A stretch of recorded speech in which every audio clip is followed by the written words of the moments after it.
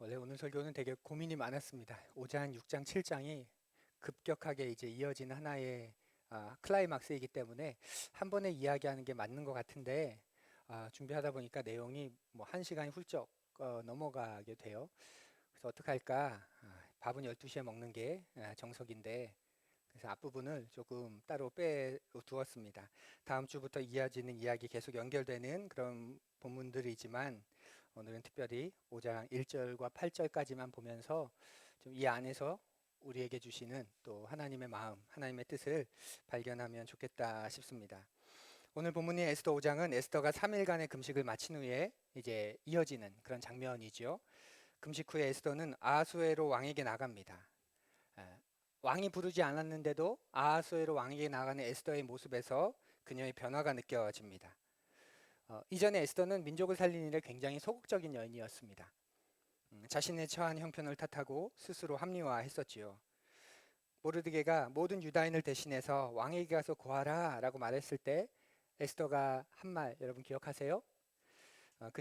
그때 그녀의 말을 들어보십시오. 임금님이 부르시지 않는데 안뜰로 들어가서 왕에게 다가가는 자는 남자든지 여자든지 모두 사형으로 다스리도록 되어 있습니다. 이러한 법은 모든 신하들과 왕이 다스리는 모든 지방 백성들이 다 알고 있습니다.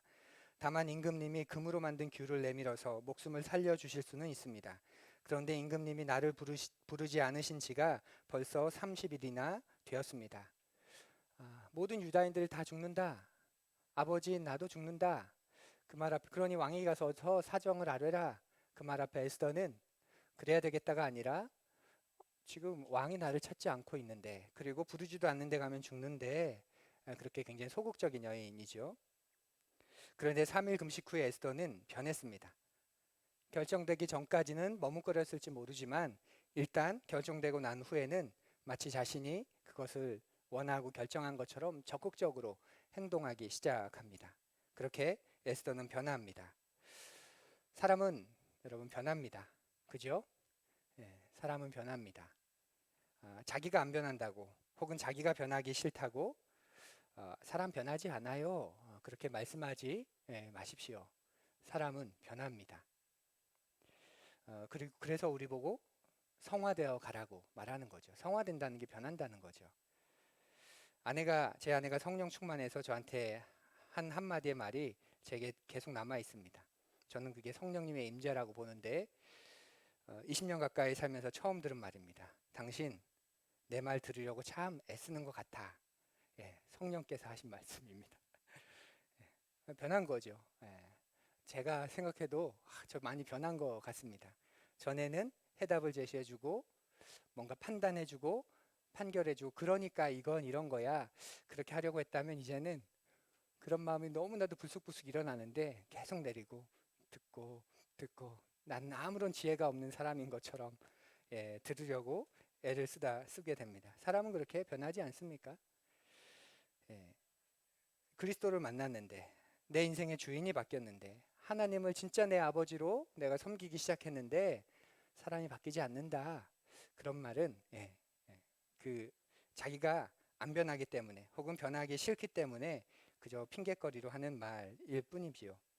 에스더는 3일 금식 후에 하나님의 마음을 알게 되고 발견하게 되고 성령께서 주시는 은혜와 은총을 입게 되자 그녀는 이제 변합니다. 더 이상 왕이 나를 부르지 않는다고 탓하지 않고 환경을 탓하지 않고 자기가 적극적으로 앞으로 나아갑니다. 그리고 분명히 죽을 게 될 텐데 죽게 돼도 상관없어. 나머지는 주님께 맡길 거야 하는 마음으로 나아갑니다. 죽음을 각오하고 왕궁 뜰 안에 맞은편에 이제 섰지요. 이 왕궁 뜰 안 맞은편이란 왕이 바로 보이는 곳입니다. 왕이 바로 보이는 가까운 곳. 그러니 그곳은 왕을 암살할 수 있는 곳. 그러니 그곳에 무단으로 침입하면 당연히 사형으로 처해야 하는 거지요. 그런데 그 가장 신성한 그 공간을 무단으로 침입한 그 에스더를 왕이 사랑스럽게 봅니다. 그리고 그녀에게 금규를 내밉니다. 그것도 사랑스러운 마음으로. 세상의 눈으로 보면 에스더가 이렇게 죽지 않은 게 우연이고 행운일지도 모릅니다. 하지만 민족과 동족을 살리려는 에스더에게 이 일은 하나님께서 개입하신 사건이죠. 하나님께서 이미 에스더와 유다인들을 구하기로 결정하셨기 때문입니다. 때론 이렇게 한 사람의 믿음과 헌신이 대단한 하나님의 역사하시는 통로가 되고 또 순간이 될 수 있습니다. 그러니 여러분이 가진 가능성, 여러분의 인생에 하나님께서 허락하시는 그런 믿음, 그 기도를 여러분 가볍게 여기지 마십시오. 우리는 이 기도의 끝이 어떻게 될지 모르지만, 우리는 이 인생과 이 결정의 끝이 어떻게 될지 잘은 모르지만, 그러나 하나님을 붙들고 있는 그 순간, 그리고 하나님과 동행하는 그 순간, 그것이 하나님의 계획을 만나면, 그리고 성령의 바람을 입으면, 그리고 하나님의 목적에 여러분이 동참하면 놀라운 일이 생기게 됩니다. 하나님은 오병이어로 2만 명을 먹이시고도 다 헤아릴 수 없을 만큼 남겨놓으신 분이지요. 우리가 헌신할 때 상상을 초월하는 그런 하나님의 일들이, 하나님의 방법이, 하나님의 계획이 우리에게 일어나게 됨을 여러분 기대하시면 좋겠습니다. 무단 침입을 한 에스더를 보고 왕이 가장 먼저 한 행동 2절입니다. 왕이 에스더 왕후가 뜰에 서 있는 것을 사랑스러운 마음으로 바라보고 쥐고 있던 금규를 에스더에게 내밀자 에스더가 가까이 다가가서 그 규의 끝에 손을 대었다. 왕도 아는 거죠. 내가 지금 이 금규를 내밀지 않으면 이 여인은, 이 왕후는 죽는다. 그러니 자기가 부르지도 않았는데 그 앞에 서 있는 왕후를 보면서 가장 먼저 사랑스러운 마음이 들어서 금규를 이렇게 내밉니다. 왕은 알고 있습니다. 에스더가 생명을 잃을 수도 있는 일을 자청하면서까지 나에게 찾아온 무슨 이유가 분명히 있는 것이구나 라고 알고 있습니다. 그래서 그는 걱정하지 말고 모든 걸 말해보시오. 다 들어주겠소 하는 의미로 에스더에게 은총을 베풉니다. 그리고 말합니다. 3절을 들어보십시오. 왕이 그에게 말을 건네었다. 웬일이오 에스더 왕후, 무슨 소청이라도 있소. 당신에게라면 나라의 절반이라도 떼어주겠소. 끝난 것 같지 않으세요? 죽어야 되는데 죽지 않았어요. 왕이 사랑스럽게 봤어요. 그리고 놀랍게도 왕이 무슨 소원이 있는 것 같은데, 당신의 소원이라면 뭐든지 괜찮소. 당신이 이렇게까지 내 허락도 받지 않고 이렇게 나온 걸 보니 분명 엄청난 그런 간절한 소원이 있는 것 같은데 말해보시오. 나라의 절반이라도 내가 당신에게 줄 마음이 있어. 이야기가 여기서 끝날 것 같지 않으세요? 그죠? 왕이 에스더를 지금 살려줬고요. 무슨 소원이든지 들어주겠다고 했습니다. 그러니 이제 에스더는 와, 하나님의 인도하심이 이렇게 순적하게 길을 만들어 가는구나. 네, 저에게 간절한 소원이 있습니다. 하고 말하면 될 것 같은데 에스더는 서두르지 않습니다. 왜냐하면 에스더는 알고 있기 때문에 그래요. 지금 자기가 왕에게 말하려고 하는 것이 어떤 것인지 알기 때문에 그렇습니다. 에스더가 왕에게 말하려는 게 뭡니까? 우리 동족 살려달라? 아니, 그건 에스더의 관심이죠. 그 이야기를 듣는 순간 왕은 어떤 문제를 직면하게 되냐면, 내가 실수했다. 내가 해서는 안 되는 결정을 내렸다. 내 어인이 찍혔는데 그건 내가 판단을 착오한 거다. 이런 의미입니다. 왕에게는. 에스더에게는 살려달라는 단순한 이야기이지만 왕에게는 페르시아 제국의 신이라고 불리는 그 황제가, 그 왕이 내가 실수했어. 내가 잘못 판단했어. 지금 그걸 시인해야 하는 그런 거지요. 그러니 그런 일을 에스더는 서두르지 않고 차근차근 자기의 계획에 맞춰서 진행해 나갑니다. 에스더가 준비한 계획이 그래서 뭔가요? 잔치를 마련하고 그 잔치의 왕을 초대하는 거죠. 4절입니다. 에스더가 말하였다. 임금님께서 허락하시면 내가 오늘 잔치를 차리고 임금님을 모시고 싶습니다. 하만과 함께 오시면 좋겠습니다. 여러분, 에스더의 이 말에서 느껴지시는 게 있으신가요? 그게 이런 모습이 느껴집니다. 이제까지 역사는 왕과 하만에 의해서 움직이는 것 같아요. 그렇죠? 왕과 하만에 의해서 이제까지 역사가 움직인 것 같은데 에스더의 말로 인해서 이제부터는 에스더에 의해서 움직이는 것 같지 않으세요? 이제까지 에스더는 죽으라면 죽고 그냥 가만히 있으라면 가만히 있고 오라고 하면 오고 그런 굉장히 수동적인 존재였습니다. 주도적인 존재가 아니었습니다. 그런데 내가 잔치를 베풀겠습니다. 그 잔치에 와주십시오.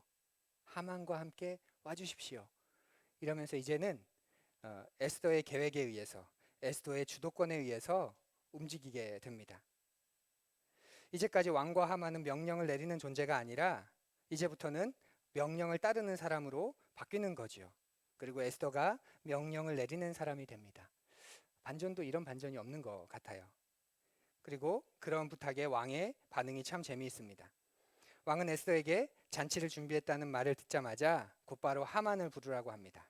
5절입니다. 왕은 곧 명령을 내렸다. 에스더의 말대로 하겠다. 곧 하만을 들라 하여라. 왕과 하만은 에스더가 베푼 잔치에 갔다. 하만을 급히 부르라고 다급한 명령을 내리는 이 왕의 모습에서 그런 마음이 느껴지시면 좋겠습니다. 어떻게 해서든 에스더의 소원을 들어주고 싶어서 안달이 난 이 왕의 마음 말이지요. 이렇게 두 사람은 에스더가 연 잔치에 참석합니다. 그리고 술과 음식의 기분이 좋아진 왕이 에스더에게 묻습니다. 6절입니다. 함께 술을 마시다가 왕은 또다시 에스더에게 물었다. 당신의 간청이 무엇이요? 내가 들어주겠소. 당신의 소청이면 나라의 절반이라도 떼어주겠소. 자, 이쯤 됐으면 왕의 기분이 진짜 좋아졌으니까 이제 말할 만하지 않을까요? 그런데 에스더는 한 번 더 왕의 마음을 졸이게 합니다. 에스더의 말을 들어보십시오. 에스더가 대답하였다. 내가 드릴 간구와 소청은 별것이 아닙니다. 내가 임금님께 은혜를 입게 되어 임금님께서 기꺼이 나의 간청을 들어주시고 나의 소청을 받아주시겠다면 나는 내일도 잔치를 차리고 두 분을 모시고 싶습니다. 임금님께서는 하만과 함께 오시기 바랍니다. 그때에 임금님의 분부대로 나의 소원을 임금님께 아뢰겠습니다. 에스더는 내일 제가 또 한 번의 잔치를 준비할 텐데 그때 다시 한번 와주십시오. 그때도 하만과 함께 와주십시오. 그러면 제가 그때 제 소원을 말하겠습니다. 이렇게 뜸을 들입니다. 그러면서 혹시 왕의 마음이 불쾌할까봐 굉장히 조심스럽게 지금 말하고 있죠.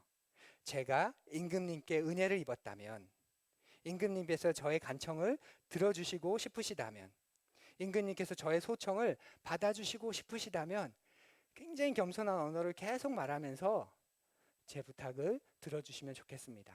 그런데 이건 제가 명령하는 게 아니라 부탁드리는 거고 임금님이 저에게 은혜를 베풀어 주시는 겁니다.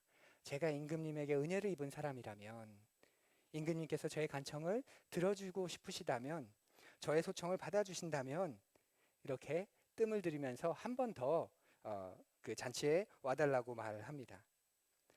에스더는 이렇게 다급한 순간에 왜 이렇게 뜸을 들이는 걸까요? 우리 정도면 이미 다 이야기하지 않았을까요? 근데 에스더는 왜 이렇게 뜸을 들일까요? 그러다가 왕의 마음이 변해버리면 어떡하죠? 또 무언가 위급한 국제 문제나 신변 문제가 생기면 어떡합니까? 저는 해군에서 복무를 했는데요. 그때 이제 진리처럼 해군들이 진리처럼 받아들이는 그런 말이 있습니다. 휴가는 무조건 1차로 나가라. 이제 해군은 배를 타죠. 이제 배를 타고 영해를 동해, 서해, 남해를 지킵니다. 뭐 30일에서 100일 동안 출동을 나가서 지키고 이제 들어오고 배를 수리하고 정비해야 되니까 들어오고 그럼 또 다른 배가 나가고 그렇게 1년 365일 군함들이 이 바다를 지키는데 이제 출동을 마치고 돌아오면 이제 배를 정비하는 기간 동안 휴가를 보내줍니다. 3번이나 4번에 걸쳐서. 그러면 무조건 맨 먼저 휴가를 나가는 게 진리, 정석입니다. 아무리 뒤에 명절이 있어도 특별한 날이 있어도 휴가는 무조건 1차로 나가야 됩니다. 그래서 계급이 높을수록 1차에 나갑니다. 왜 그럴까요? 뒤로 갈수록 휴가가 사라질 수 있기 때문에 그렇죠. 실제로 제가 이병일 때 이제 군대 입대하고 처음으로 휴가를 받게 될 때 제일 힘이 없으니까 넌 3차로 나가. 3차, 4차에 이제 제일 계급이 낮은 수병들이 나갔습니다. 1차로 휴가를 나갔던 사람들이 돌아오고 그리고 2차로 휴가를 나갔는데 그렇게 나가자마자 비상이 걸려서 모두 복귀하고 모든 휴가가 취소됐습니다. 그때가 1998년 12월이었는데요. 속초에 북한의 반잠수정이 침투해서 온 나라에 비상이 걸렸던 적이 있습니다. 그러니까 여러분 이 아하수에로 왕이 얼마나 변덕스러운 왕입니까? 그렇죠? 누구보다 그것을 잘 아는 에스더인데 나중에 왕의 마음이 진짜 이렇게 좋아졌다가 확 사라지면 어떡하게 왜 이렇게 뜸을 들이는 걸까요? 또 그러다가 때를 놓치면 어떻게 하려고 이러는 걸까요? 이것에 대한 가장 설득력 있는 해석은 왕에게 에스더는 그저 한 여인에 불과하다는 것입니다. 와스디를 폐위시키듯 에스더도 얼마든지 마음대로 할 수 있는 거죠. 게다가 지금 왕이 좀 에스더를 사랑스럽게 보아주었지만 이미 30일째 찾지도 않는 여인입니다. 또 이제 왕은 에스더의 말에 의하면 나중에 에스더의 소청에 의하면 하만과 에스더 사이에서 하만은 페르시아 제2권력자입니다. 우리가 너무 나이브하게 순진하게 이 본문을 해석하면 안 되는데 한 제국의 2인자입니다. 그가 가진 인맥, 그가 가진 정치적 야망과 욕망과 정치적 술수와 한 나라마저도 한 민족마저도 없이 할 수 있도록 그런 계략이 가득한, 그러니 하만이 제2인자라는 사실은 어떤 의미에서는 왕은 어떤 결정을 해야 되냐면 하만과 관련된 사람들 그리고 에스더 한 명 혹은 이름 없는 한 민족 이 사이에서 결정을 해야 되는 그런 것이지요. 그렇게 에스더는 왕에게 있어서 최대한의 호감을 이끌어내야 됩니다. 왕으로부터 최대한의 호감. 그래서 하만이 손을 못 쓰도록 그를 단번에 궁지에 몰아야 합니다. 그러기 위해 에스더는 두 번의 잔치를 베풀고 왕이 두 번씩이나 그녀에게 소원을 들어주겠다는 약속을 하게 만드는 거지요. 그렇게 되면 왕으로서도 체면상 이제 에스더의 소원을 거절할 수 없는 상황이 되어버리는 것입니다. 에스더의 모습이 참 지혜롭고 참 아름답지 않습니까? 우리는 너무 성급하게 하나님의 은혜를 운운하고 하나님의 인도하심 운운하고 하나님이 뜻이다 운운하면서 너무 쉽게 그것을 고백할 때가 많이 있습니다. 그러다 잠깐 후에 상황만 바뀌면 언제 그러냐는 듯이 이제 그 하나님과 상관없는 그런 고백을 하게 되죠. 우리는 상황 자체에 너무 하나님의 뜻을 두는 경우가 많이 있습니다. 하나님의 뜻이 상황을 통해 분명히 나타나지만 상황이 하나님의 뜻의 전부는 아닌 거죠. 그런데 조금만 상황이 좋아지면 하나님의 인도하심, 하나님의 도우심, 하나님의 역사하심, 하나님의 은혜. 그리고 조금만 상황이 좋아지지 않으면 이건 하나님의 뜻이 아니고 하나님의 인도하심도 아니고 하나님도 계획도 없고 우리는 너무 쉽게 상황 앞에 하나님을 두게 됩니다. 기독교의 역사를 한번 보십시오. 거창하게 역사까지는 아니더라도 구약과 신약에 나오는 그 풍성한 믿음의 선배들의 이야기를 한번 보십시오. 하나님의 뜻이 부흥하는 중에도 찬란히 빛나는 중에도 풍성하게 나타났지만 광야 중에도 그리고 고난 중에도 이스라엘이 잘못해서 하나님으로부터 심판을 받는 그 심판 중에도 그리고 신약으로 넘어오면 교회가 로마로부터 핍박을 받는 그 환난 중에도 그들은 하나님의 뜻이 있음을 믿었고 하나님의 뜻에 합당하게 살아가기 위해 애쓰고 그래서 하늘에 준비된 면류관을 그들이 누리며 살아가게 됩니다. 에스더의 이런 진득한 모습, 이런 깊은 모습이 우리에게도 좀 다가오면 참 좋겠습니다. 너무 쉽게 하나님의 은혜라고 하나님의 인도하심이라고 내가 먼저 잠깐 그걸 묵상하고 되새김질하는 그런 시간을 조금 가지면서 그걸 더 깊게 보면 참 좋겠습니다. 에스더는 지금 그런 계획을 세워나가고 있는데요. 에스더의 이 계획이 놀라운 이유는 그것뿐만이 아니라 또 다른 데 있습니다. 그 에스더의 계획 속에 하나님의 섭리와 하나님의 때가 들어가기 때문이지요. 우리가 다음 시간에 살필 건데요. 에스더가 이렇게 지혜를 모아서 두근두근 하면서 두 번의 잔치를 모아놓고 왕이 화를 낼까봐 제가 왕에게 은혜를 입었다면 왕이 저를 기뻐하신다면 왕이 저의 소원을 들어주시겠다면 한 번 더 와주십시오. 그렇게 빌듯이 말하는 그 사이에 그러니까 첫 번째 잔치와 두 번째 잔치의 사이에 어떤 일이 생기냐면 하만은 모르드게를 죽이기 위해 장대를 만듭니다. 첫 번째 잔치와 두 번째 잔치 사이에 하만이 분기탱천해서 모르드게를 내가 기필코 먼저 죽여야 되겠다. 그 12월이 되기 전에. 그래서 모르드게를 죽일 장대를 만듭니다. 근데 결국 이 장대는 우리가 아는 것처럼 하만 자신이 죽는 장대가 되지요. 그게 첫째 날과 첫 번째 잔치와 두 번째 잔치의 사이에 일어나는 일입니다. 또 아하수에로 왕에게는 어떤 일이 일어나면 요 두 밤 사이에 잠을 못 이룹니다. 그래서 잠을 못 이뤄서 무엇을 할까 이것저것 하다가 역대기를 읽고 자기의 왕조실록을 읽고 그걸 읽는 중에 모르드게가 넷이 두 사람이 왕을 죽이려는 모반을 발견했다. 그런데 그에게 내려진 상은 아무것도 없었다. 그 대목을 읽고 이런 일이 있었다고? 안 되지. 내 처면이 말이 아니지. 그에게 좋은 상을 줘야 되겠네 하고 모르드게를 높이는 시간이 됩니다. 그렇게 하나님의 은혜가 임하게 되죠. 여러분 소름 돋지 않으세요? 추워서 소름이 돋으시는군요. 우리는 이것을 하나님의 섭리와 하나님의 은혜와 하나님의 주권이라고 말합니다. 여러분이 어떻게 해석하시든 전 상관하지 않겠습니다. 그렇지만 저는 그렇게 믿습니다. 그리고 확신합니다. 인간의 계획도 인간의 모든 것이 바로 하나님의 손바닥 안에 있다.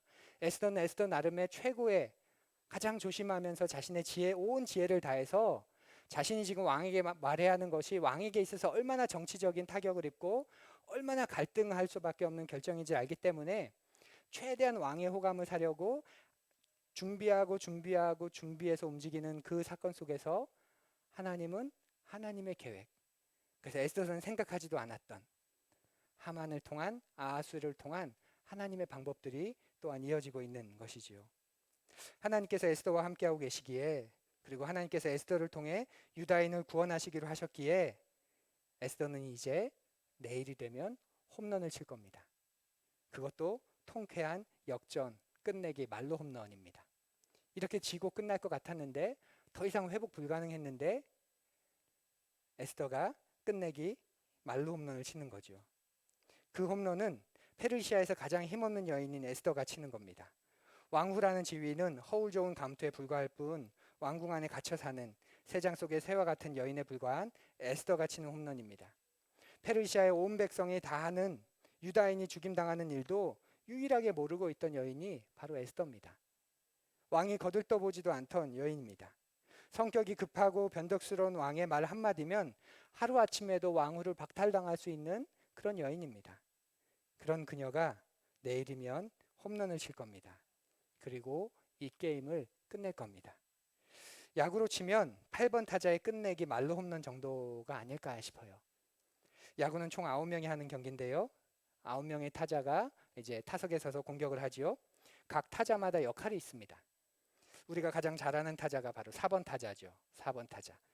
이렇게 9명의 타자 다 역할이 있습니다. 1번과 2번은 테이블 세터라고 해서 진루하는 게 목적입니다.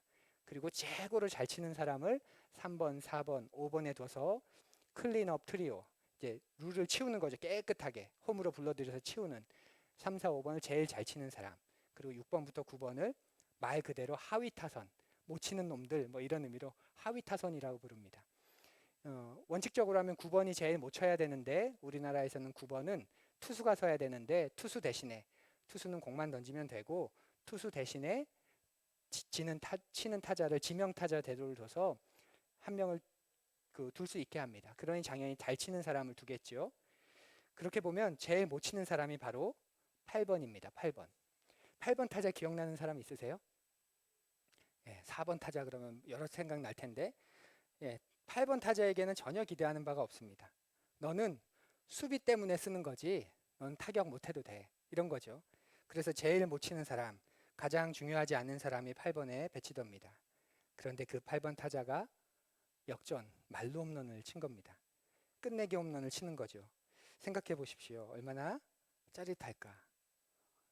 마치 에스더의 이 행동이 그와 같습니다. 에스더 5장, 오늘 놀라운 반전의 이야기를 시작하는 이 부분을 우리가 정리하면서 우리 마음에 두 가지를 우리가 좀 묵상하고 새겼으면 좋겠습니다. 먼저는 행복의 조건이 뭔지 여러분 생각해 보십시오. 여러분에게 진짜 행복의 조건은 무엇입니까? 하만을 우리 생각해 보지요. 하만은 스스로 자신이 얼마나 위대한 자인가를 자랑한 사람입니다. 그리고 실제로 하만은 세상이 부러워하는 모든 것을 다 가진 사람입니다. 부귀영화, 지위, 건강, 자녀들의 복까지 요즘 말로 하면 부족한 게 없는 사람일 겁니다. 그런데 그 하만이 가졌던 치명적인 문제가 있는데 자신이 가진 것보다 가지지 못한 것에, 그것도 아주 사소한 것에 초점을 맞추며 살았다는 것이지요. 그의 교만, 끝없는 명예욕, 모든 것을 손아귀에 다 넣고 굴복시키려는 요구는 인간의 악함이 어디까지인지 우리에게 가르쳐 줍니다. 하만뿐 아니라 우리 모두에게도 이런 죄성이 여전히 존재합니다. 우리가 왜 불안합니까? 하만 같아서 아닌가요? 내가 조종해야 되는데, 내가 컨트롤해야 되는데, 내 뜻대로 돼야 되는데 왜 저놈은 나한테 인사를 안 해? 왜 저놈은 나를 존중히 여기지 않아? 왜 저놈은 내가 컨트롤할 수 없어? 가만둘 수 없어. 이게 하만이 가진 본능이죠. 모든 것을 다 가지고 있는데 사소한 한 가지, 그것에 모든 초점을 맞춰서 자신이 가진 것을 그것을 해결하기 위해 다 쏟아내 버립니다. 우리 역시 그렇습니다. 우리가 왜 불안합니까? 내가 컨트롤해야 되는데, 내가 조종해야 되는데, 내 계획대로 내 마음대로 진행이 되어야 되는데 그렇게 되지 않기 때문에 불안한 거 아닌가요? 또 우리가 왜 불만족스럽습니까? 내가 가진 게 아닌 가지지 못한 것을 늘 바라보며 사니까 삶이 불만족스러운 것 아닌가요? 이렇게 말하면 훅 하고 올라오시는 분이 간혹 계십니다. 이런 말을 하면 훅 하고 어떤 마음이 올라오냐면, 그러면 지금 제 상황과 형편을 그냥 체념하며 살라는 말입니까? 자꾸 자족하며 살라고 말하는데, 뭐 주신 것에 만족하며 살라는 말하는데, 그러면 목사님 지금 이 상황에 제가 체념하고 그냥 그렇게 이렇게 그냥 그런가 보다 하고 살라는 그런 말입니까? 그렇게 훅 하고 억울한 마음이 올라오시는 분이 있습니다. 언제 하나님께서 우리더러 체념하고 살라고 하셨습니까? 언제 하나님께서 우리더러 비관하고 살라고 하셨습니까? 체념과 자족은 다르지요. 자족하는 건 체념하고 사는 게 아닙니다. 자족은 내가 가지고 있는 것에, 내게 주신 것에 디디고 서서 앞으로 나아가는 겁니다. 하지만 체념은 내가 가지지 않은 것을 디디고 서서 거기서 비관하며 사는 거지요. 저는 지금의 저의 모습에 감사하고 제가 이런 모습으로 지음받았다는 것에 만족하지만 여기에 머무르고 싶진 않습니다. 더 나아지고 싶고 더 온전해지고 싶고 더 그분을 닮고 싶습니다. 여러분을 향한 마음도 그렇습니다. 우리 교회를 향한 마음도 그렇습니다. 여러분의 모습에 지금 우리 교회에 감사 기도가 먼저 나오고 주님 참 고맙습니다 하는 마음이 먼저 나오지만, 그래서 기쁨과 만족을 누리지만 거기서 끝나고 싶지 않습니다. 그걸 디디고 앞으로 나아가고 싶습니다. 그게 자족입니다. 이 사람들이라도 있으니 그게 어디야? 그건 체념이죠. 그렇게 여러분과 함께 신앙 공동체를 만들고 싶지 않습니다. 이 사람들이라도 있으니, 이분들이라도 계시니 그나마 그거라도 다행이지, 이분마저도 없으면, 그렇게 하면서 교회를 세우고 말씀을 준비하고 공동체를 만들고 싶지 않습니다. 자족과 체념은 다르지요. 행복은 내가 가지지 않은 것에서 나와서 내가 가진 것에 초점을 맞출 때 이루어집니다. 행복은 내가 가지지 않은 것에서 나와서 내가 가진 것에 초점을 맞출 때 거기서 시작되고 이루어집니다. 우리가 폐회송으로 부르는 행복이라는 찬양, 여러분 좋지요? 그게 가르쳐주는 게 이거 아닙니까? 내가 가지지 않은 것, 화려하지 않지만 그거 가지지 않았습니다. 그런데 정결하게 사는 삶, 난 그거에 초점을 맞출 거야. 가진 것이 없어. 하지만 감사하며 살 거야. 초점이 다른 거죠. 너무 연약해. 너무 작은 힘밖에 없어. 하지만 그거 나눠주며 살면 충분해. 눈물 날 일 많지만, 부족함 투성이지만 기도할 수 있네. 난 그걸 바라볼 거야. 억울한 일 정말 많지만 이것도 주를 위해 참을 수 있는 길이 있겠지. 그 문제도 내가 가진 것에 초점을 맞추는 거고, 비록 짧은 작은 삶이지만 그 짧은 삶 주 뜻대로 살아갈 수 있잖아. 그게 행복입니다. 내가 가지지 않은 것에서 나와서 내가 가진 것에 초점을 맞추는 것, 그게 행복입니다. 여러분은 행복을 어디에 두고 계십니까?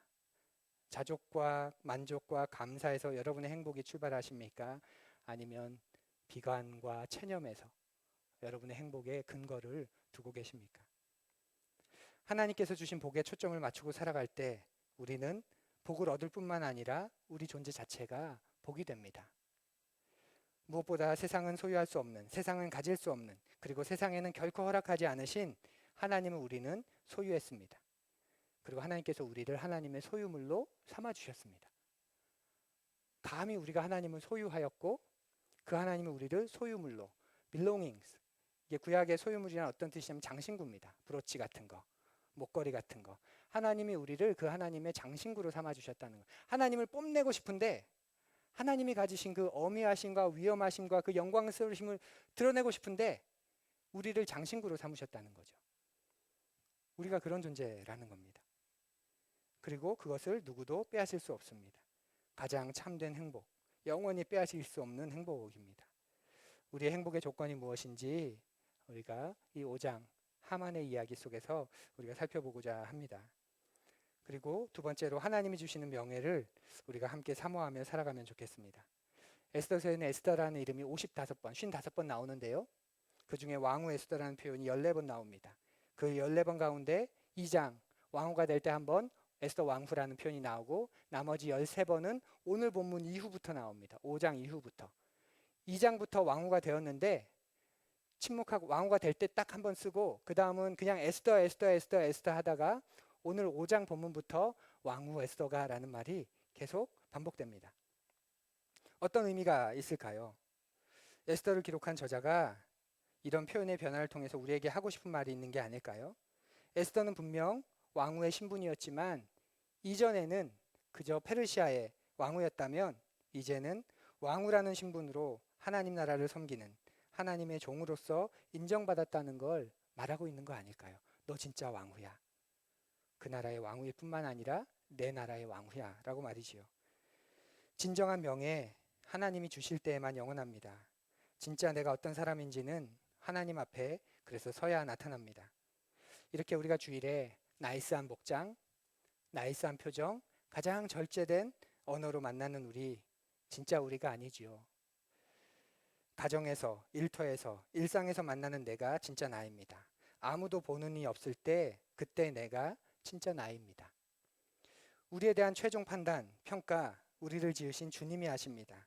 그리고 그게 진짜입니다. 아무리 세상이 뭐라고 하건 그건 주님 앞에 서면 그저 하나의 참고할 만한 또 어쩌면 참고할 필요도 없는 그런 내용일 뿐입니다. 하나님에게는 우리에 대한 모든 정보가 다 있습니다. 그래서 우리가 하나님 앞에 섰을 때 내가 더 이상 내 삶을 설명할 게 없습니다. 하나님 사실은 이랬어요. 하나님 이런 부분이 있었다는 거 주님 기억해 주셔야 돼요. 잊으시면 안 돼요. 감안하셔야 돼요. 그렇게 우리가 더 하나님 앞에 꺼집어낼 사실이 없습니다.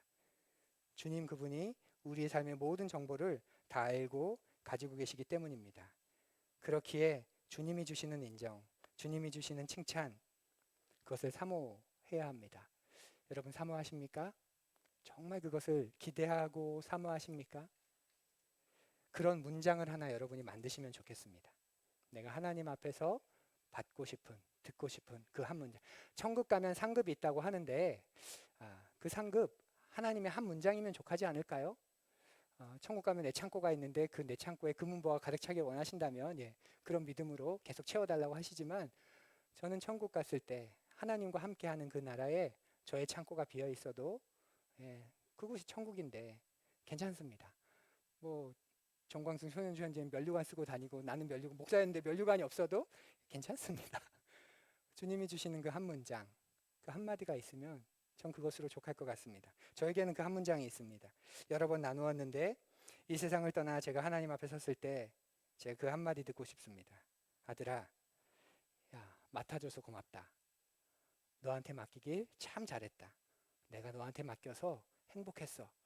그 한 문장 한마디 해주시면 얼마나 영광스러울까.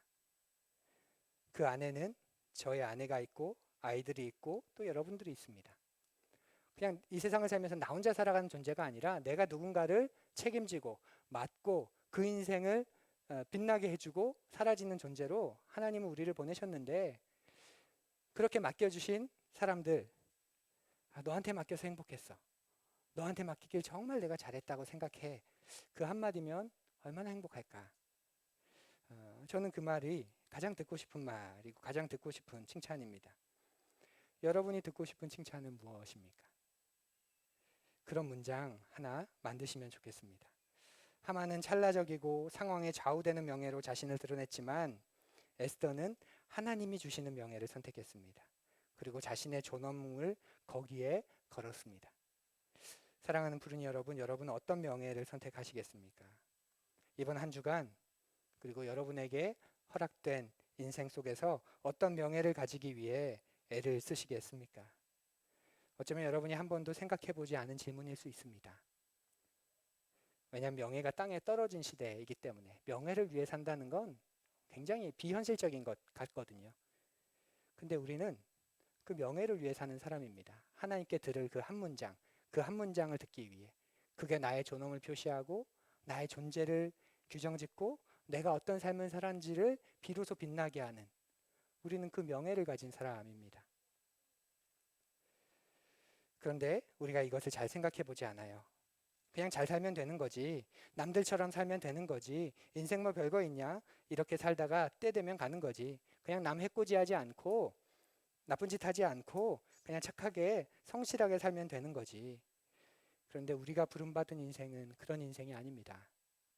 여러분의 가치는 그 정도가 아닙니다. 무엇을 최고의 명예로 여기며 살아가시겠습니까? 그리고 그렇게 살아가기 위해 주님이 요구하시는 것은 무엇인지 한번 생각해 보십시오.